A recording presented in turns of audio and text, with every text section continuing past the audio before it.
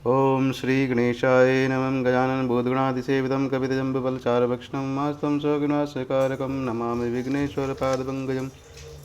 श्रीकृष्ण गोविंद हरे मुरारी, हे नाथ नारायण वासुदेव, हे नाथ नारायण वासुदेव, हे नाथ नारायण वासुदेव।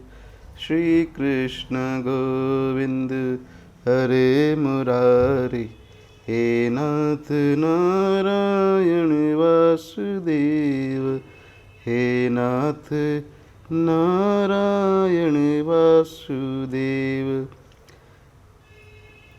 प्यारे मित्रों, आप सभी ने पिछले भाग में श्लोक 25 में भीष्म, द्रोण तथा विश्व भर के अन्य समस्त राजाओं के सामने भगवान ने जो कहा और कहा कि यहाँ पर एकत्र सारे कुरुओं को देखा। अब श्लोक 26।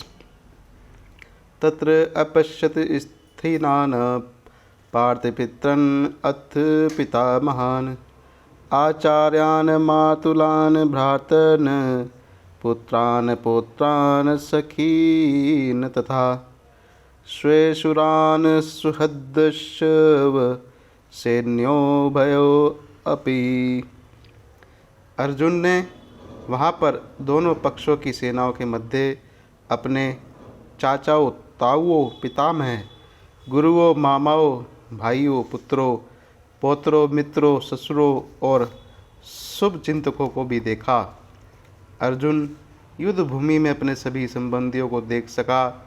वह अपने पिता के समकालीन भूरिश्रवा जैसे व्यक्तियों, भीष्म तथा सोमदत्त जैसे पितामह, द्रोणाचार्य, कृपाचार्य जैसे गुरुओं, शल्य तथा शकुनी जैसे मामाओं, दुर्योधन जैसे भाइयों, लक्ष्मण जैसे पुत्रों, अश्वत्थामा जैसे मित्रों एवं कृतवर्मा जैसे शुभचिंतकों को भी देखा। वह उन सेनाओं को भी देख सका जिनमें उसके अनेक मित्र थे। तान् समीक्षय च कौन्तेय सर्वा बन्धन भवस्थितानां, कृपया प्रयाविष्टो विशिष्ट तदेमभिब्रीत। जब कुंती पुत्र अर्जुन ने मित्रों तथा संबंधियों की इन विभिन्न श्रेणियों को देखा तो वह करुणा से अभिभूत हो गया और इस प्रकार बोला। श्लोक 28। अर्जुन उवाच। दृष्टमेव स्वजनं कृष्णयोत्सं समुपस्थितं, सीदन्ति मम गात्राणि मुखं च परिशुष्यति।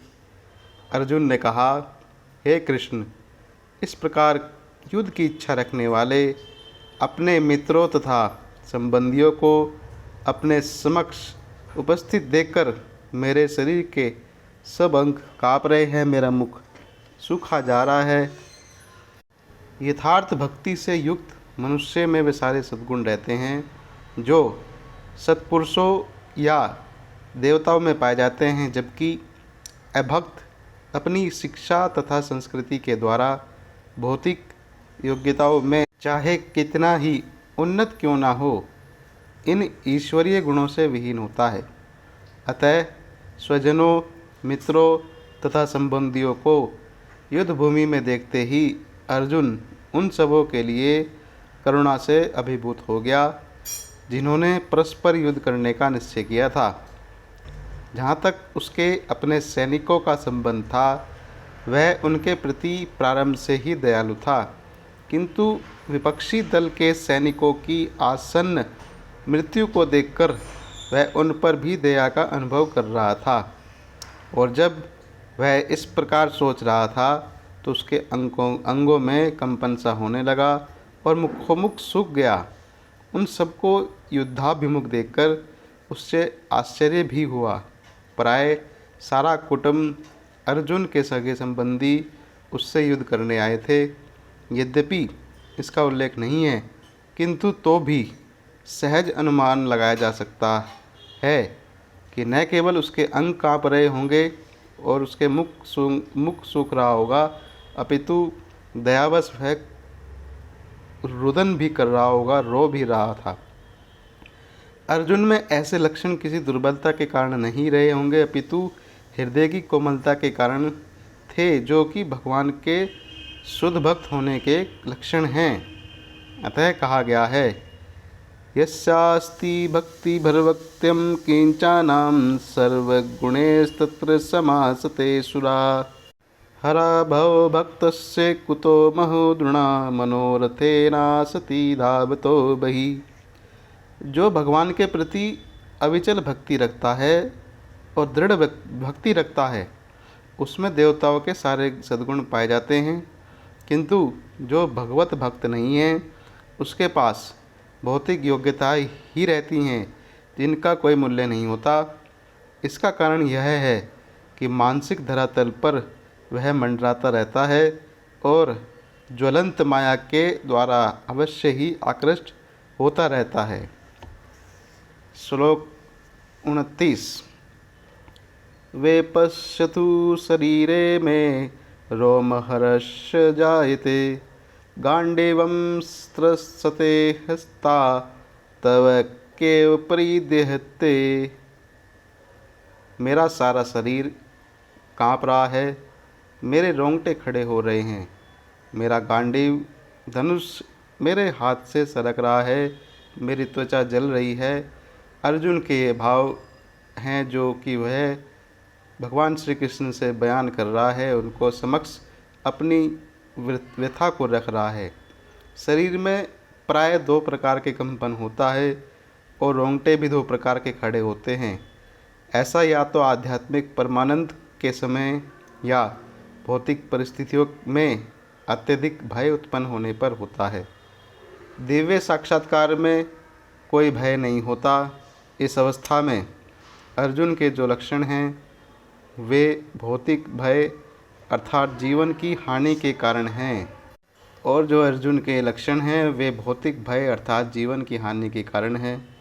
अन्य लक्षणों से भी यह स्पष्ट है कि वह इतना अधीर हो गया कि उसके हाथ से उसका गांडीव भी सरक रहा है और उसकी त्वचा भी जल रही है। यह सब लक्षण जो होते हैं वो देहात्म बुद्धि से जन्य हैं, देहात्म बुद्धि से संबंधित हैं।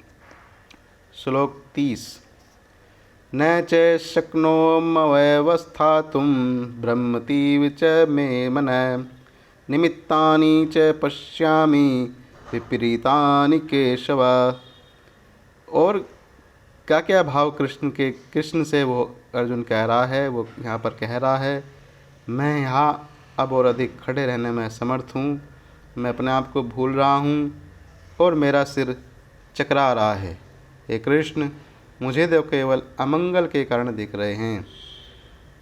अपने धैर्य को खोने के कारण अर्जुन युद्ध भूमि में खड़ा रहने में असमर्थ था और अपने मन की इस दुर्बलता के कारण उसे आत्मविस्मृति हो रही थी, उसकी याददाश्त जाती लग रही थी। भौतिक वस्तु के प्रति आध्यात्मिक आसक्ति के कारण मनुष्य ऐसी मोहमयी स्थिति में पड़ जाता है। भयम द्वितीयाभिनिवेशतः स्यात्, भागवत के 11.2.37 में ऐसा वर्णित है। ऐसा भय तथा मानसिक असंतुलन उन व्यक्तियों में उत्पन्न होता है जो भौतिक परिस्थितियों से ग्रसित हैं। अर्जुन को युद्ध भूमि में केवल दुखदायी पराजय की प्रतीत हो रही थी। वह शत्रु पर विजय पाकर भी सुखी नहीं होगा, ऐसा उसका अनुमान था। निमित्तानि विपरीतानि शब्द महत्वपूर्ण हैं। जब मनुष्य को अपनी आशाओं में केवल निराशाएं दिखती हैं तो वह सोचता है, मेरा यहाँ रहने का क्या अभिप्राय है, मैं यहाँ पर क्यों हूँ। प्रत्येक प्राणी अपने में और तथा अपने स्वार्थ में रुचि रखता है, किसी की भी परमात्मा में रुचि नहीं होती। कृष्ण की इच्छा से अर्जुन अपने स्वार्थ के प्रति अज्ञान दिखा रहा है। मनुष्य का वास्तविक स्वार्थ तो विष्णु या कृष्ण में निहित है। बद्ध जीव इसे भूल जाता है, इसीलिए उसे भौतिक कष्ट उठाने पड़ते हैं। अर्जुन ने सोचा कि उसकी विजय केवल उसके शोक का कारण बन सकती है। श्री कृष्ण गोविंद हरे मुरारी, हे नाथ नारायण वासुदेव, हे नाथ नारायण वासुदेव, हे नाथ नारायण वासुदेव। श्री कृष्ण गोविंद हरे मुरारे, हे नाथ नारायण वासुदेव, हे नाथ नारायण वासुदेव।